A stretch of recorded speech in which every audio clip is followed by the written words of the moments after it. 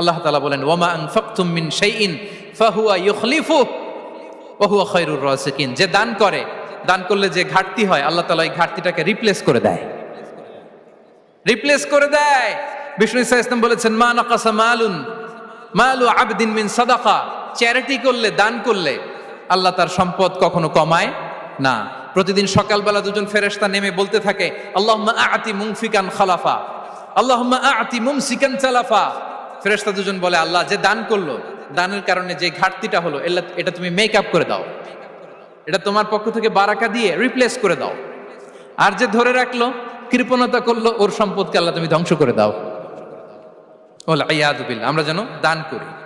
এরপরে বিষ্ণু ইসা ইসলাম বলেছেন বেশি বেশি হজ উমরা করলে, বেশি বেশি যদি কারো সাধ্য থাকে, ফিনান্সিয়াল ক্যাপাসিটি থাকে, বেশি বেশি হজ উমরা করলে তার রিজিকে বারাকা নেমে আসে। সব শেষে হচ্ছে দোয়া করা।